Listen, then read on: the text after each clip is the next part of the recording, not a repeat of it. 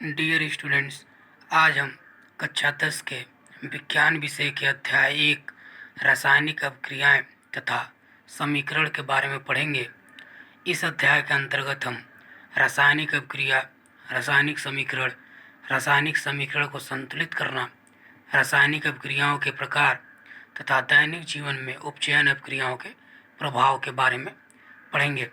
पहला टॉपिक है रासायनिक अभिक्रिया। रासायनिक अभिक्रिया को पढ़ने से पहले आइए हम पिछले क्लास में पढ़े हुए दो टॉपिक की चर्चा कर लेते हैं। पहला टॉपिक है भौतिक परिवर्तन तथा दूसरा टॉपिक है रासायनिक परिवर्तन। भौतिक परिवर्तन क्या होता है, आइए उसके पहले हम भौतिक गुणों की बात कर लेते हैं। भौतिक गुण जैसे कि अवस्था, रंग तथा गंध। अवस्था के अंतर्गत ठोस, द्रव तथा गैस की बात करते हैं। जब किसी पदार्थ के भौतिक गुण अवस्था, रंग तथा गंध में परिवर्तन होता है, ऐसे परिवर्तन को भौतिक परिवर्तन कहते हैं। इस परिवर्तन के अंतर्गत नए पदार्थ का निर्माण नहीं होता है। दूसरा है रासायनिक परिवर्तन। इस परिवर्तन के अंतर्गत नए पदार्थ का निर्माण होता है। जैसे कि हाइड्रोजन एक गैस है तथा ऑक्सीजन एक गैस है, दोनों मिलके जल का निर्माण करते हैं। इस परिवर्तन में हाइड्रोजन तथा ऑक्सीजन के गुण जल के गुण से भिन्न है और यहाँ एक नए पदार्थ का निर्माण हो रहा है। ऐसे परिवर्तन को रासायनिक परिवर्तन कहते हैं। अब हम पढ़ेंगे रासायनिक अभिक्रिया। रासायनिक अभिक्रिया रासायनिक अभिक्रिया एक ऐसी प्रक्रिया है जिसमें नए गुणधर्मों के साथ नए पदार्थ बनते हैं। उदाहरण के लिए जैसे दूध से दही बनाना, भोजन का पकना, मैग्नीशियम रिबन को वायु में चलाने पर मैग्नीशियम ऑक्साइड का बनना। कैसे हम जानेंगे कि कोई एक रासायनिक अभिक्रिया हुई है, तो आइए हम कुछ प्रमुख रासायनिक अभिक्रिया के लक्षणों के बारे में जान लेते हैं। रासायनिक अभिक्रियाओं के अभिलक्षण। पहला है गैस का उत्सर्जन। इसको एक उदाहरण से समझ सकते हैं, जैसे जिंक और सल्फ्यूरिक अम्ल जब दोनों को हम मिलाते हैं तो जिंक सल्फेट तथा हाइड्रोजन गैस निकलती है। दूसरा है तापमान में परिवर्तन। जब चूने को पानी के घोल में मिलाया जाता है तो उससे ऊष्मा उत्पन्न होती है। यह चूना बुझे हुए चूने में परिवर्तित हो जाता है। चूना कैल्शियम ऑक्साइड होता है तथा बुझा हुआ चूना कैल्शियम हाइड्रोक्साइड होता है।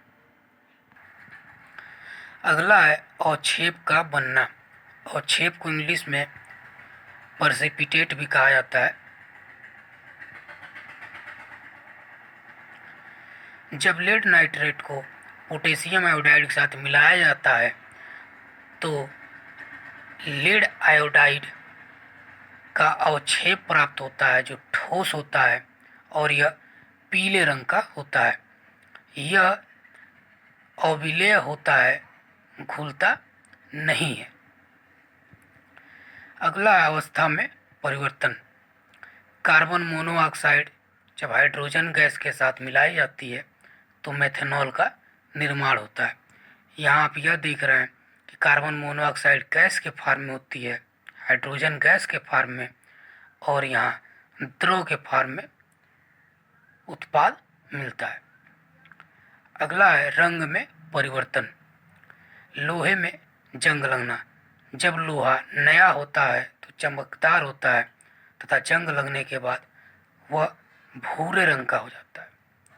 इस प्रकार यह रासायनिक अभिक्रियाओं के प्रमुख लक्षण हैं। अगला टॉपिक है रासायनिक समीकरण। किसी रासायनिक अभिक्रिया का प्रतीकों और सूत्रों द्वारा निरूपण रासायनिक समीकरण कहलाता है। जब हम कोई रासायनिक अभिक्रिया लिखते हैं और उसको प्रतीकों के द्वारा निरूपण कर देते हैं तो वह रासायनिक समीकरण में बदल जाता है। जैसे अभी हमने पढ़ा कि मैग्नीशियम रिबन को जलाने पर मैग्नीशियम ऑक्साइड का निर्माण होता है। यदि इस अभिक्रिया में मैग्नीशियम का प्रतीक चिन्ह Mg, ऑक्सीजन का प्रतीक चिन्ह O2 तथा मैग्नीशियम ऑक्साइड का प्रतीक MgO लिखते हैं तो यह अभिक्रिया रासायनिक समीकरण बन जाएगी। इस रासायनिक समीकरण में बाएं तरफ के सभी भाग को अभिकारक कहते हैं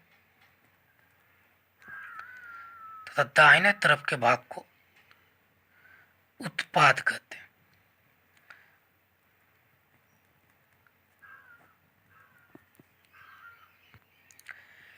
रासायनिक समीकरण दो तरह के होते हैं। एक होता है संतुलित रासायनिक समीकरण, दूसरा होता है असंतुलित रासायनिक समीकरण।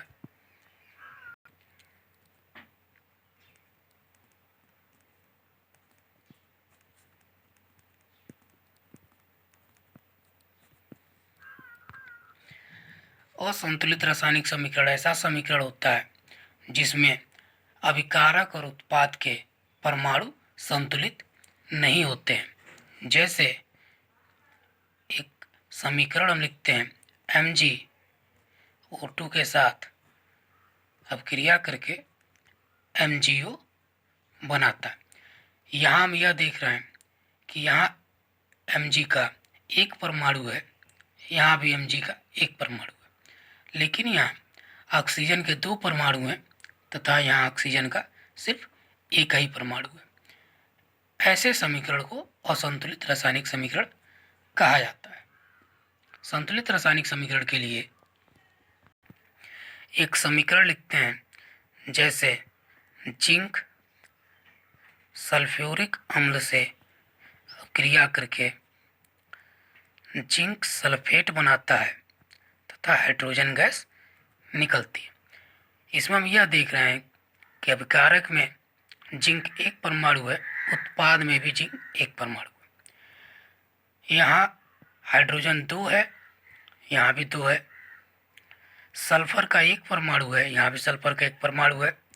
ऑक्सीजन का चार परमाणु है तथा ऑक्सीजन का चार। इस प्रकार का समीकरण संतुलित रासायनिक समीकरण कहलाता है।